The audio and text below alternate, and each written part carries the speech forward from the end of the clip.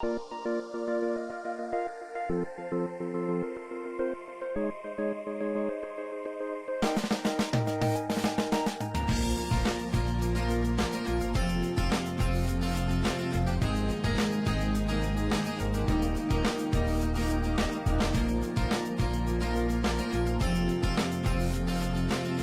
guys, Anthony Kazas is here with the NYC Network Group as well as the NYC Real Estate Expo.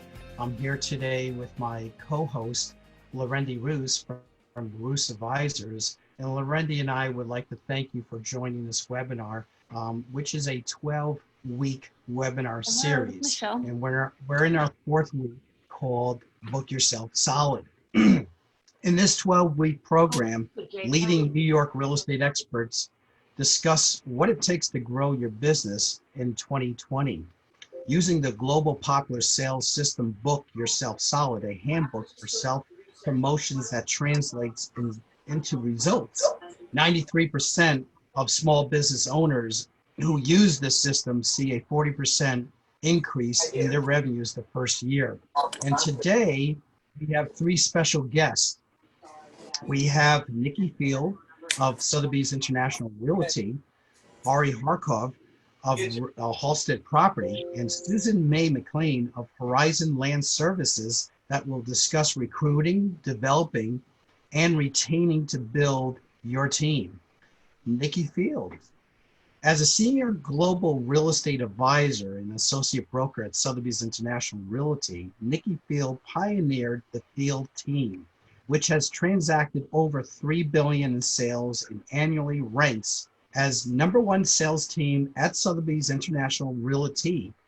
Ms. Field co-authored the Chinese Definitive Guide to USA Real Estate, published in Chinese, and has been consistently ranked by the Wall Street Journal Real Trends annual report as one of America's top 250 real estate professionals and top 20 in Manhattan. In 2018, Ms. Field sold the most expensive $54 million resale in New York City, and she represented both the seller and the buyer. She did it again in 2019. Ms. Field delivered yet another record sale, $80 million, which was the biggest transfer in history of downtown Manhattan. Welcome, Nikki Field. Ari Harkov leads the Harkov Lewis team, one of the top producing and most well-respected teams at the firm, in the industry, and in the nation.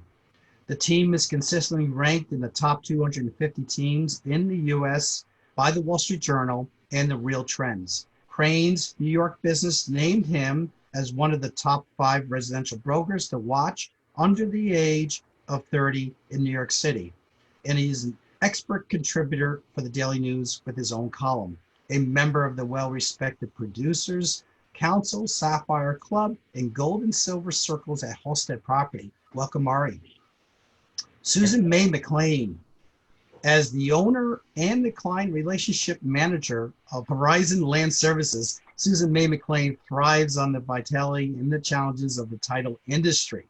She earned her industry credentials as the Chief Business Development Officer and a banker in the collections and non-performing loan departments at Citicorp and the Dime Savings Bank. May-Mclean believes in providing a level of customer service that extends beyond the actual transaction. She likes nothing better than connecting people. Welcome, Susan. Ladies and gentlemen, without further ado, I'd like to hand it over to my co-host, Lorendi Roos. Good morning, Anthony. Thank you so much. Thank you for being my partner in this series. Welcome, Ari, Nikki, and Susan. Really so grateful and honored to be spending this morning with you as we talk about how to book ourselves solid as organizations and companies. And one of the components of that is building really strong teams. So we have 3 experts with us today who have built teams and who are on the process of continuing to build and grow their teams. And so we're really excited to learn from them today. Anthony and I are going to be asking a lot of questions and listening and learning from all of you. So thank you for spending the time with us. Thank you for all of our guests who have joined with us live today. Please use the chat button to interact with our guests. I'll be moderating that.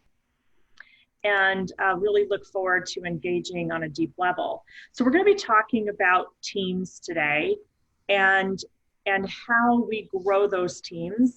At Roost Advisors, we have a program called Light Leadership, and we like to work with our clients to develop their own leadership style and to tap into that. And what we've found over time is that the ability for a leader to be correctly aligned with who they are, and when they know who they are, they tend to naturally attract people who are also aligned. Now, the goals may be slightly different. They might attract different people. That's actually a good thing, that maybe I have a strength that Nikki doesn't have, and Susan has a strength that Ari doesn't have. But as long as we're aligned in purpose and we know who we are and what we want from the world and how we want to show up in the world, then this beautiful collaboration can happen. So I'm just going to share my screen quickly and take you through a couple of slides that I think help demonstrate this, and then we're going to move right into speaking with our guests. So as we look at light leadership, really what we're talking about is the ability to have purpose-driven leadership that provides fertile soil for teams to thrive. So imagine that you are the owner of the company, and imagine your company is like a farm. And if you have to till the soil, plant the seeds, fertilize the seeds, water the seeds, and then nurture them, take out the weeds, spend a lot of time nurturing. And then you're also having to, when the time comes, harvest. That's a big job. And your farm's probably going to be somewhat limited. But imagine bringing in different agricultural specialists that you bring onto your team, and each of them have the similar goal that you want to have a really beautiful harvested farm, but they have different specialties and different ways that they can show up. So imagine then you all are working this farm together in a really rich and beautiful, sustainable way. So in light leadership, we really believe that it's a moral imperative to come from a place of compassion for yourself first, knowing who you are, and then recognizing that other people may have similar but maybe slightly different goals. But if everyone understands that everyone's goals may be slightly different, but you have a uniform and a unified agreement about where you are taking your team at the time, it can really be a powerful thing. So we believe that also that it's trust-based, and that begins with the leader. So one of the programs that we often take leaders through is a program called the Transforming Power of Trust. And what we learn is that trust is really something that you give before you can expect to receive it. And so very often with leaders, we find that there needs to be somewhat of an undoing, sorting out, relinquishing some of the ideas that you thought you knew in order to have an open space and an open mind to welcome in potential other ideas. Then there can tend to be kind of a settling down with your team. And then maybe there's also a period of then the next stage may be some unsettling, because as you now have this really productive team, now it's going to bring on some new opportunities and challenges. So we kind of sort it all out again, but ultimately at the end of the day, we find that teams and leaders who lead with this kind of leadership really do achieve the goals that they want to achieve much more quickly. So really we're asking leaders to come from a place of innovation and inspiration. So leadership comes from a place of innovating and inspiring. So when you're able to find the mustard seed within you or the acorn within you, and then be able to speak confidently about that and encourage others to find that mustard seed within themselves, what lights you up, and then find for your team members what lights them up. And you're able to be honest with yourself, the team members are able to be honest with each other, and then we're able to consistently be able to share from a place of openness, then the actions will follow. So what we're really talking about here is we're not just asking that we train our team members around skills, but we're asking them to also look at who they are as persons and who they are as humans. and how they're showing up in the world and the goals and the desires that they want. So there's a quote from A Course in Miracles that says, "No one at peace with himself can even conceive conflict." So rather than seeing conflict as something that's hard to deal with, or I go to my office and there's all these struggles and it's just a challenge, when we really get centered and aligned with who we are and recognize that everything that happens in front of us is an opportunity for us to grow and an opportunity for us to learn from one another, then it can change the whole paradigm and shift the whole paradigm. So I'm not going to go through this entire leadership workshop. It's a 45-minute workshop in and of itself, but I just want to stop at the kind of the second one, just to give you a hint. The next one is gratitude and how gratitude can change everything for your team.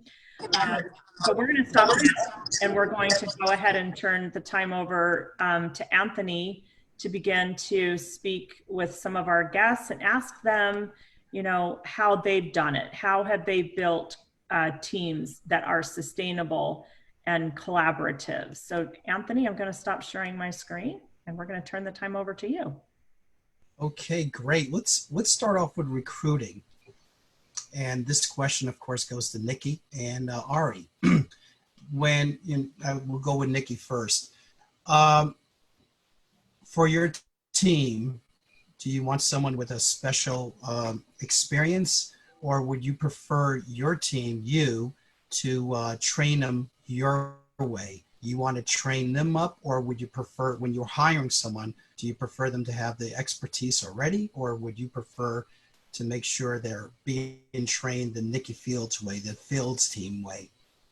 First of all, Anthony, thank you very much. I'm just amazed at the size of this group this morning, considering we've all been watching seminars and forums for the last almost 6 months, that you're still tuning in, still interested in learning from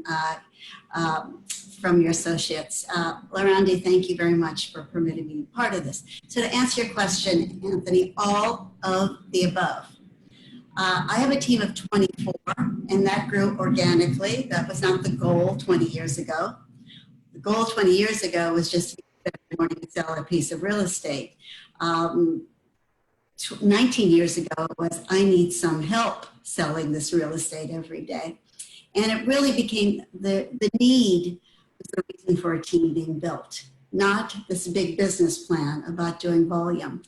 But when I'm looking for a team member, it is a variety of experiences, lack of experiences, and definitely deeply analyzed personality. I think being a member of a team, whether you're the leader or the newest member, takes a very unique personality.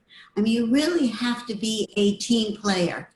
And I think all of us in this business called real estate, or similar to real estate, understand how competitive our industries are, specifically in New York, specifically at the level that we're operating. And you need a very unique personality that understands the value of a collaborative environment and is not overly challenged or threatened by it. Bad team members are those that are not team players. We can talk about that one later. So I'll try to make this a little shorter. I look for a variety of people for the team. First of all, I really love neophytes, new people who know nothing about real estate, but have the skill sets to be social, to understand sales, and to be a team player. I like to teach them in my voice, with my ethics, business style. I know that they're representing me exactly as I want them to be. That doesn't make for a fast-growing business, though, people that you're training from the ground up. So you also need to bring in experienced, savvy players that look to the opportunity of participating in a team as being advantageous. If you can't sell them on that advantage, they're never going to be a good, valuable team player. And I think that it's also important to have co-leaders in a team. Yeah, my name's on my team, but I have a couple of senior partners that are more valuable than myself. Their experience, their perspective is smarter than mine, and I lean on them to learn, and also I lean on them to bounce things back so we make certain that we remain, most importantly, a value-added opportunity for every single one of our team players. Anybody that's on this team that doesn't think they're doing better because of the group is never going to be a strong link in the team organization. I hope I answered your question. Oh, you certainly did, and I thought that would be your answer. Ari? Hi guys, thanks for having me. I have to follow up Nikki. That's a tough act to follow. I guess I'll answer the question in a couple different ways. The first is just to give you some context. So I have a team of 12 at Halstead. We do residential sales leasing, primarily Manhattan and Brooklyn. And when I hire, I think about a couple of things. So the first is I've learned over the years, you can't teach aptitude and you can't teach attitude. There are a lot of other things you can teach. You can teach skill sets, you can teach industry knowledge, but you can't teach attitude and you can't teach aptitude. And I guess as a tangential, you can teach integrity. So if you don't have those three things, it's sort of a non-conversation starter, no matter how skilled you are. When we hire for our team, we look at the position that we're filling. So we divide our team into sales and operations. If we're hiring someone for operations, I'm less concerned about real estate background. I'm much more concerned about particular skill sets and ability to learn quickly. If we are hiring someone on the sales side, I hire essentially exclusively based on aptitude, attitude, integrity, and some sort of initial market knowledge. So I actually am at the point now where, unlike Nikki, I don't have the bandwidth to train people from scratch, and we've done that. So I hire people who only have at least a year or two of experience. And I do that basically for two reasons. So one is we don't have the bandwidth to train people from scratch, but the other thing is, what I find is folks who join teams who have been on their own prior, they appreciate the value the team brings so much more because they understand how difficult it is to function successfully in our business on your own, and all the little things and big things that we do for them and the support that we provide as a team and the branding and the continuity of income and so on and so forth are things that they value so much more when they've lived without them. And the folks who came to us from basically day one or day zero and didn't have that background, I don't want to say they take it for granted, but they don't know what they have until they haven't had it. But I would say a lot of what Nikki said is true. I'm not going to repeat what she said. Those are some pieces that I would add. You know, the one thing that we believe really, really importantly, and we found this over the years over and over and over again, is a good salesperson is a bad operations person, and a good operations person is a bad salesperson. They're like different pieces of the brain. And I believe very strongly that hybrid positions are not the way to go. We hire for operations marketing or we hire for sales, and we don't mix the two groups. The operations folks get paid on salaries, the salespeople get paid on commission, and it's, to a certain extent, it's separation of church and state, and that's worked well for us. Thank you, Ari. Sure. Thank you, Ari. Randy, would you like to ask a question, or would you like me to ask the second one? No, thank you so much, Nikki and Ari. So Nikki, you talked about that you kind of have two ways of looking at it. You have people who have skill sets, they're socially driven, sales driven, but maybe they need a little more, they need some training. And then you also hire experience. I was really intrigued by this idea of your willingness to look at both. How would you, is that how you've always done it, or is that something, a model you've kind of come to over time? Well, thank you for that question. Initially, the original hires were the assistant. We all start with the assistant because done over our ability to service fully. The assistant would learn exactly our protocol, our style of sales, my comfort level with handing over business to this assistant. My agreement with every one of my assistants, and I've had 7 of them, is if you perform well and you enjoy sales, you will then be advanced and elevated to a full-time salesperson The key is you have to identify, hire, and train your replacement. For me, works as a brilliant plan because, first of all, these assistants all want to become salespeople because they generate so much more income. Secondly, they build up the confidence of being able to do this. And I think that's really important when you go into sales. And as Ari does, he starts with people that have some background. They've already built up the confidence. They can show, they can sell, they can transact. But it also gives me security because they're going to hire the absolute right person that's going to stay in that position so they don't have to go backwards. That works really well. But as I grew and as more volume business came into the team, I needed specialists. And people have heard me say this before. I do not believe in generalist brokers. I know we all start wanting to do everything. I know we all would like to take everything that comes to us because it's a potential transaction and it's a way to build a business. But you are doing your clients a huge disservice when you take everything if you do not know that genre or you haven't been working recently in that genre. So what I have is a team of, on my 24 desk, I have a team of 18 specialists, each of them with deep skill sets in a specific area of real estate. They master all of them, but when new business comes in, I can say, I'm bringing in the townhouse desk leader. The person who heads all our townhouse sales will now be my partner or will be handed off. They have much higher, more recent skills in that particular genre than I would. And this goes on whether it's an entry-level walk-up studio, a Brooklyn buyer, an investor. My most recent get was head of my sales investment desk. I have been getting in the last 6 months so many investors coming through looking for those great opportunities in Manhattan. I needed a heavy skilled investment counselor. And now he's my partner with these investors. So we divided up depending on the volume, and people are flexible with their specialty. You may be an Upper East Side specialist, but businesses come in and you've just moved to downtown, and now you're learning more about downtown, and you can switch depending on your goal, your love, your experience to a different specialty. When I have an opening, that's when I go out searching for a replacement. These specialties give my clients huge confidence that they're working with a professional. It's just not a broker. It's a broker who deeply understands the Asian market. It's a broker who deeply understands new development. And they truly are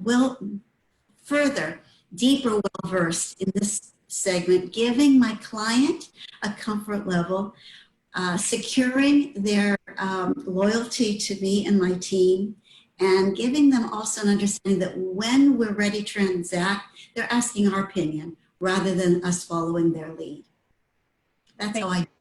Thank you, Nikki. So that really puts you in a position of being the trusted advisor and your team's members being trusted advisors rather than transactional order takers. And in that way, in Book Yourself Solid, we talk about having a red velvet rope policy so that there's a certain level of decorum that's required in order for you to sit at someone's desk. And so it sounds like that you've built that on the one hand, and then also something that I really resonated and connected with was this idea that in order for me to grow, I need to be also looking for who my replacement would be so that I can elevate up. And I love how you give that responsibility to the person who's sitting at that desk to find their replacement, because who knows better what that job entails than the person who's been doing the job in the first place. So that's incredible.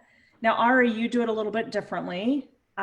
You really look for very specific skill sets within specific people to fill specific roles.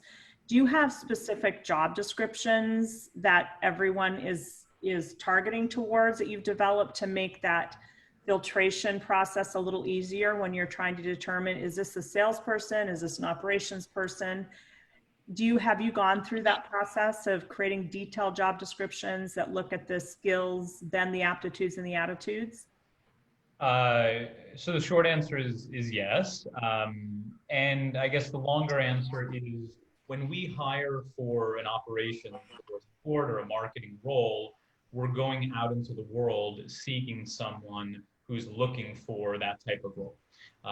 So for example, like we've done some hiring in LinkedIn, and I haven't found LinkedIn to be a place where I would source agent talent or sales talent, but it's been a great way to source operations, marketing, administrative talent. And we have clear guidelines in terms of who we're looking for, the role, the responsibility, the compensation, what have you. And I think there's a self-selected as well as internally selected process that funnels the right candidates through. I love what Nikki was saying about specialization. I think a lot of people in our business think they can be everything to all people at all times, and we can't. And we think about specialization internally a lot. We think about it in terms of neighborhoods, in terms of price points, in terms of property types. And there absolutely is both organically and more specifically a level of specialization that we go through. You know, I have an agent who lives in the West Village who does a lot of business in her building and throughout the surrounding neighborhoods. When we get an opportunity in Brooklyn, she's not working on that opportunity. It just isn't the right fit. So I think that, to Nikki's point, you're selling a lot more confidence to the consumer and to the client when you bring in specialization. And that translates on the operations marketing side as well as on the sales side, that I can say to someone, this is my marketing coordinator. She's done whatever it is, 500 photo shoots, and she knows how to prep your property for photography. I'm not bringing in a sales agent to do the photo shoot because that's not his or her specialty, as an example. We can all be good at a certain number of things and not everything. And we look for skill sets, but also interest level. I mean, if you're not interested in something, you're not going to be very good at it. Thank you. Thank you. So Anthony, let's move now in this pandemic, some people have decided to start businesses, start offices, and maybe start a new desk. And so let's move to Susan. And Susan, if someone is, maybe they've made the decision that they want to, branch out, and we've seen this in the companies that we've been working with, that humans are making different decisions. Maybe there was something playing in the back of their mind, and the current environment we are in moved them forward to making a decision and making a firm decision. So Susan, if you were starting out today, especially in this current environment, some people may be looking to either start a new company, or maybe they're looking to create a strategic relationship or partnership with someone. What advice would you give to them in taking that bold move at this time? I've learned a lot, and I know the mistakes that I've made. And one of the things I've learned is if you're going to put together a partnership, it's really important that every person in that partnership can be a rainmaker, because through the life of the company, you're going to go through some hard times. And to have all partners be able to bring in business is really important. The other thing is to sit down and decide everyone has a strength. Focus on everyone's strengths, which should be different besides being a rainmaker, and capitalize on those strengths. Once you can identify those things, and you can see what the foundation is of what you all bring to the table, you can also identify where you're lacking. You can at that time delegate and say, this is your responsibility, and so on and so forth, or you can hire to fill in those cracks. Another thing learned is when you find the right people and find out what their strengths are, be confident enough to delegate. I personally remember when we first opened up the company, in between meetings, I was running to Staples to get manila folders. It was like a complete control, because it's very scary opening up your own firm. And everything is on you. But once you learn to delegate to the appropriate people and capitalize on everyone's strengths, you'll be okay. And also, I always had a habit of falling in love with someone for what I thought their potential was. I'd meet someone and I'd say, you could be this or you should be that. And if they don't see it in themselves, it's not going to happen. And it's going to become very frustrating, and nobody in the end wins. when that happens. So going back to it is identifying people's strengths, seeing if they work for everyone, and then capitalizing on it and letting them grow from there. Thank you, Susan. A question for you around that is, what was it within you that maybe stopped you from delegating sooner? What do you think that was about? Why did you feel the need to run to Staples early on? Well, it was always about fear. You know, you always think you can do it best yourself, faster than anyone else, not make a mistake. You don't feel that there's a lot of wiggle room for error. And as long as you keep control, the only one you have to blame if something goes wrong is yourself. And as soon as you become confident in the people that you work with and you put together the right team, delegation is imperative. I saw Nikki shaking her head yes. Was there something that resonated for you in that?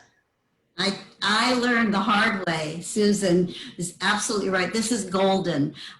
Most of us start off as single practitioners, and we are desperate to control every element of our business.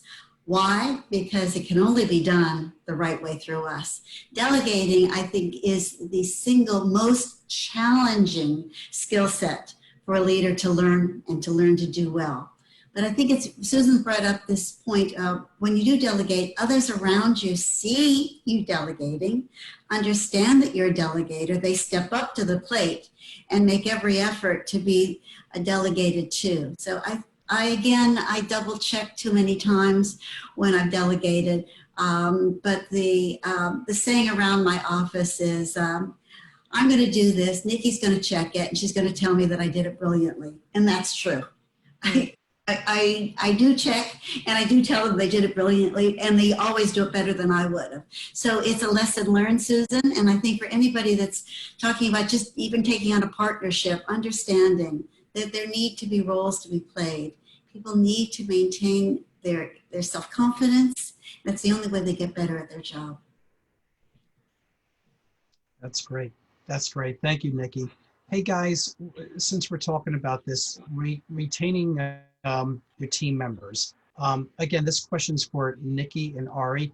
You know, one of the ways of the measure of the strength and stability, of course, of your team is through staff retention and lower turnover. What have you guys done in the past to retain your team members? Ari, why don't you go first? Sure. I think we all know as we get older and we learn more about life and business that money is one piece of a much larger pie, and money is not going to keep people there, and it's not going to keep people happy, and it's not going to fulfill them. So people throw on the word culture all the time, and I hate to use it because I think it's used incorrectly quite frequently. That being said, I think it's about building the right team culture. It's about creating a team where people feel personally happy that they are working with and around and together with folks that they like and they enjoy working with, doing the things that they want to do, that they are good at doing. Sorry, phone never stops going off. Doing what they really enjoy doing. So, you know, for examples, one of the things that all the agents on my team love is the fact that they never do any board packages. They never do any administrative work. They don't put listings into systems. They don't, order postcards or anything like that. The salespeople are salespeople, and they love that, and allows them to do more of what they love doing and less of what they don't like to do. There are great friendships that have developed on my team, both with me and other members of the team and intra-team with different team members. We have done, an annual holiday shopping thing. We've done team dinners. We've done, all kinds of cultural building. But I think the thing about culture is it doesn't get built in these events. It's not like, let's go take a team weekend away and all of a sudden you press a button and you have culture. It's built through little steps incrementally every day of the week. And I think that's what it's really about. And people stay when they feel fulfilled. And, Nikki, you said something that I want to highlight, which is if folks feel that the 360-degree pie of their life and their work life is better on the team, they're going to stay on the team. If they feel like they could do better on their own or on another team or doing something else, they're going to leave. You know, our industry has an epidemic of revolving doors, people constantly leaving teams, going out on their own, moving to different firms, and everybody thinks the grass is always greener. The grass is brown everywhere. It's what you make of it. And, you know, we've been very fortunate on our team because I think we treat people the right way and they're happy with what they do, that, you know, knock on wood, they have generally stayed for many years and been very happy. And their roles adapt and evolve as they adapt and evolve, which is the other piece. I guess the last thing I would say is it's not like you build it and then you're set and it's done. It's literally changing every minute of every day. And you're either evolving or you're turning into a dinosaur. Ari, you speak Thank you, about the evolution and the change. That we work with a lot of CEOs who believe that when they first start working with us, that, well, once I solve this, then I'll be set. Solve that, I'll be set. It doesn't sound like that's the reality of running a successful business. If someone finds that reality, please put it in a box and send it to me. I mean, you're dealing with so many variables. You're dealing with people and their personal lives and what's going on in their world outside of work. You're dealing with a shifting market. You're dealing with, you know, client needs. You're dealing with periods that are busier, periods that are slower, periods where lower end sales are moving more, higher end sales are moving more, Brooklyn's better, Manhattan's better. I mean, there are a million variables, the political climate that we're living in right now. I mean, there's so much happening. There's no stasis in life, and there certainly isn't with a team. And so I think you have to be adaptive. I mean, one of the things that we've done as a team that's been a really simple thing, but very effective, is we do quarterly reviews every quarter. And I sit down in a conference room face to face with each team member, and we just talk for 15 to 30 minutes about high level topics. What's on their mind, what's going on, what challenges are they having, what are they happy about, what are they unhappy about? And in that 30 minutes, I probably save myself months of anguish and pain, because I know what's really going on and the things that don't come out in the day-to-day transactional world that we live in. And then we can address them. Like, I'm having an issue with, you know, the marketing on this, or these things are coming in slow, or my clients are unhappy with this aspect of the board package process, or whatever it is, and then we can address it. There just is there's no end. There's just an endless means. You know, you're constantly working, but you don't get to an end. Thank you. Susan, what would you say about that? You've been in business for many years, and you have a very solid, stable team. So what would you say about that? This kind of the certainty of uncertainty on any given day? Well, we've been together for a really long time.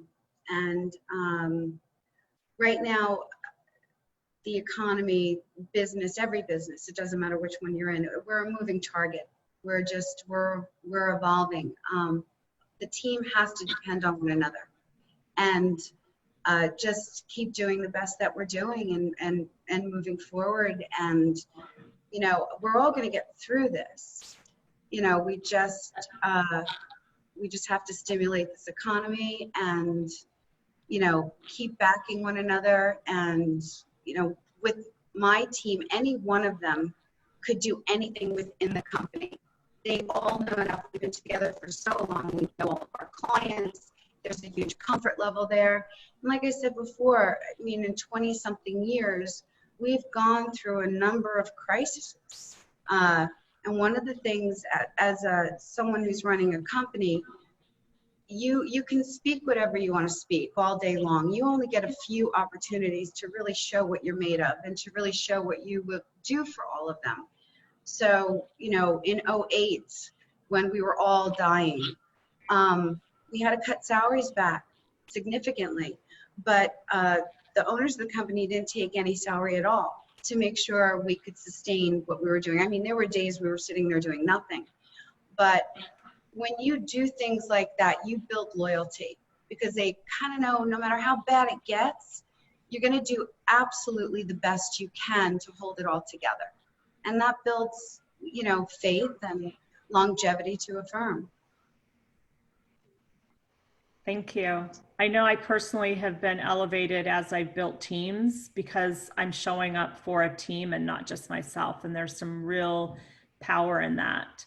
And it's one thing to be loyal to yourself, and it's a whole nother elevator level to have a team that you show up for consistently. It requires additional acumen, doesn't it? Nikki, what are your thoughts about that?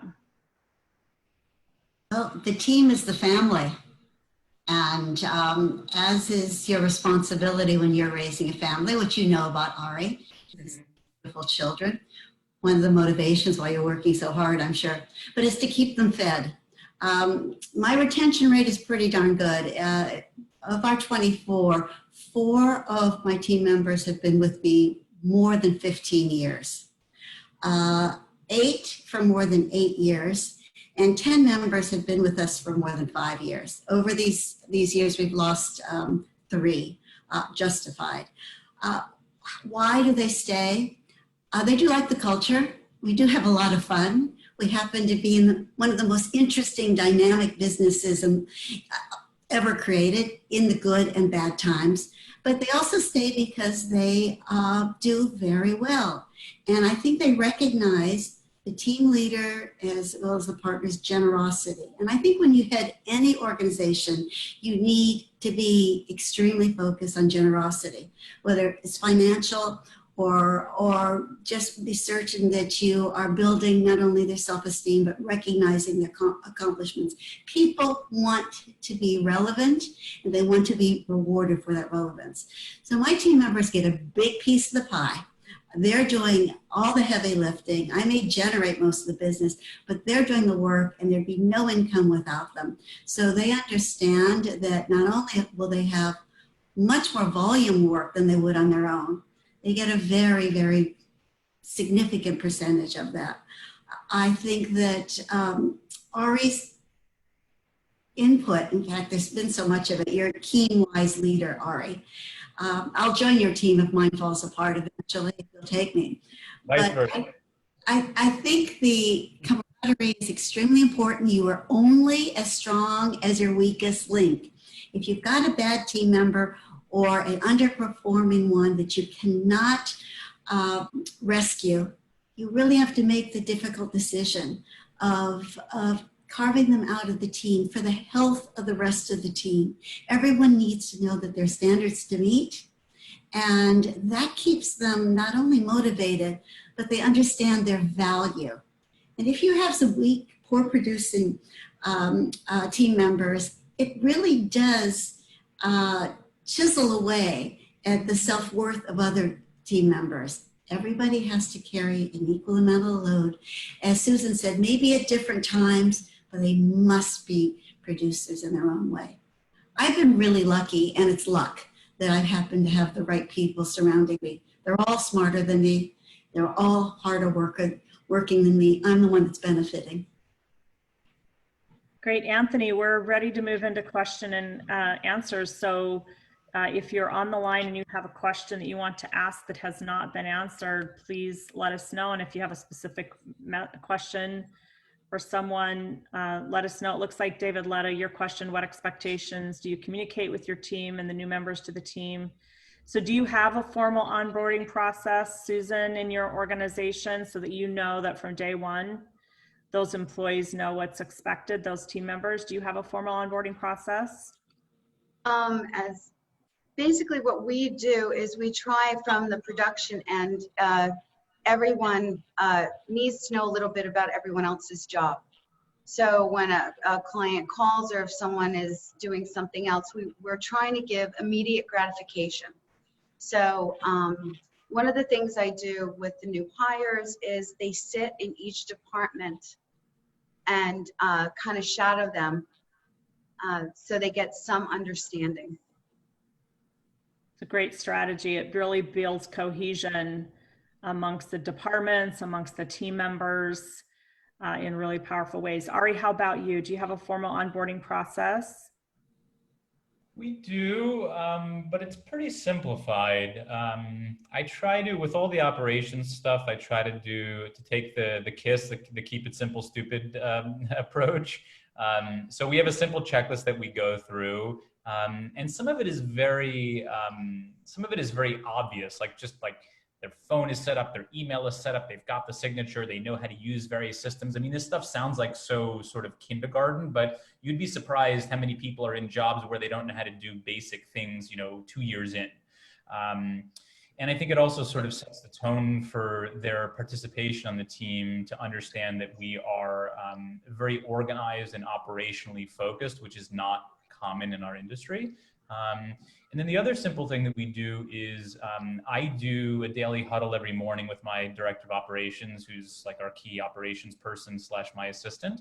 And then with the sales team, I do once a week huddles. And these are like 5 to 10 minutes of talking through deals, what's going on, challenges, etc. When I have a new sales agent, I'll do it every day or every other day until, let's say, 90 to 120 days in, until they really get their feet wet and they feel comfortable. The idea is really to spend 5-10 minutes in the morning to save 13 hours of email back and forth, and just to be as efficient as possible. Thank you. We have a comment from Robert, grateful to be here. He's a new agent in real estate and he's really enjoying these series, Anthony. So thank you for making this possible to be on the calendar. He's looking forward to more. He was really inspired to see words such as compassion, moral imperatives, attitudes, aptitude, integrity being part of this dialogue. And Leslie says to Nikki, you are very humble. You are the key to your success. So that's great to send that love.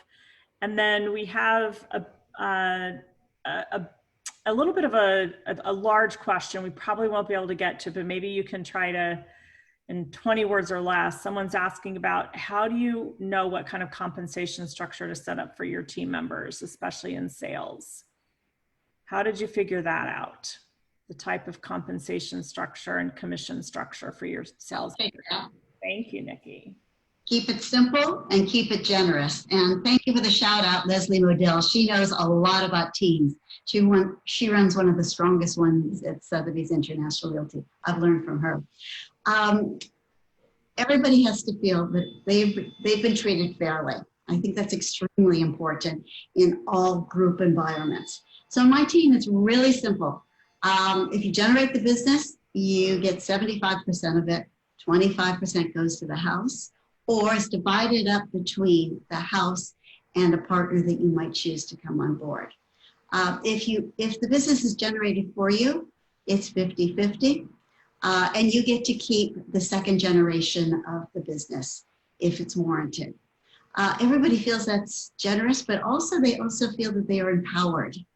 And I think that empowerment goes a long way in maintaining, as I said, that really important element of loyalty.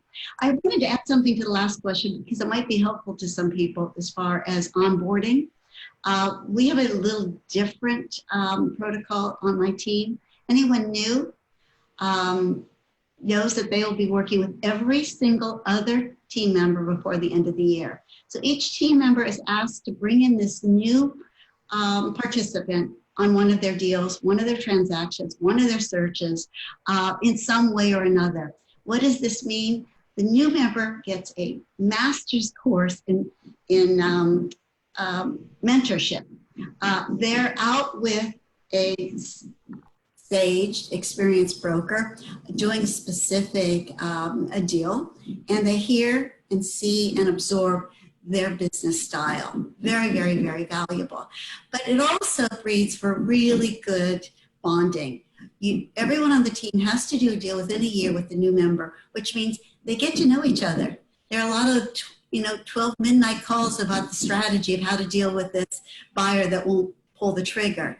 And that one-on-one, I think, tamps down the competition. And therein lies the most dangerous part of a team, the internal competition. So for those of you that have teams, you will know, all of them have to feel very much like they're treated equal, and hopefully all of them will make, in the same relative area of income. It keeps everybody in a collective environment.